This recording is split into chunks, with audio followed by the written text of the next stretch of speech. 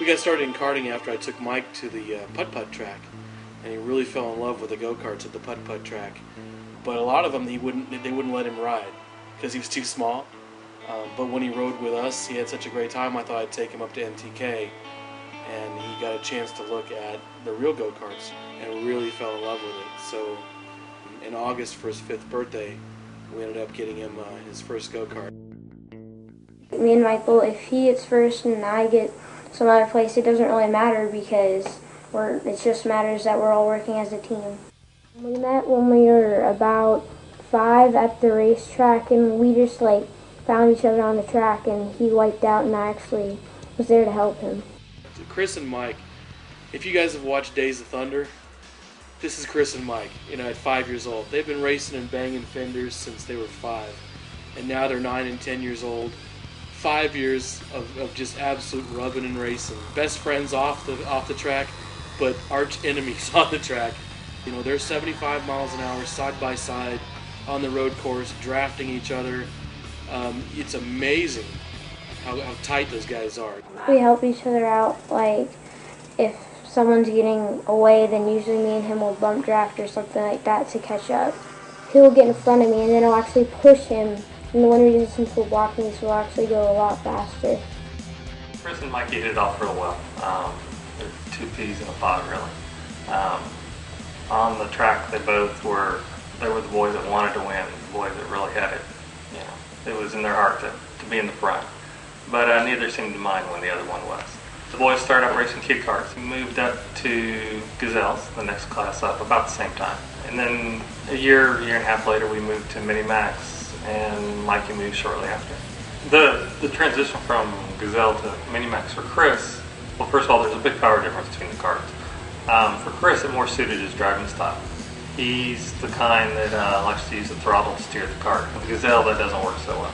A racer too, before Chris started placing much better than he had been in the Gazelle. Mikey's very smooth, very calculated. I worked a lot on Mike's driving techniques. We spent hours and hours in Denton putting cones out on the track, showing him where the line was, and if anything, Mike might be a little bit too smooth. Probably our biggest disappointment so far was at the Grand Nationals for road racing, where we were at a racetrack here locally that Mike had been to several times. He was undefeated. None of the kids could catch him. He was clearly the favorite going in. And then that week of the Grand Nationals, we went out to practice, and on the very first lap of practice, his engine completely exploded. A very, very good friend of ours, Frank, loaned us Clark's backup motor. We put the engine in, and it wasn't broken in, and it was only good for 5th place.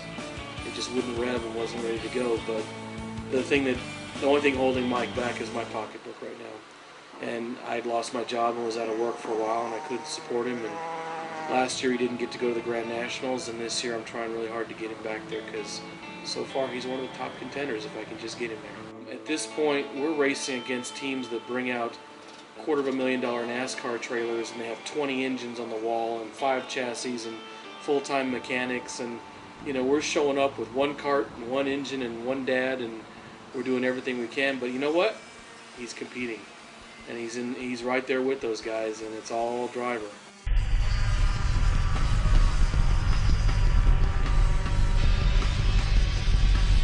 He was kind of faster than ever. Yeah? And yesterday in practice. And it ends up, it's real fast, actually. So how'd you do against the other Road Tex guy? I was like half a lap ahead of him.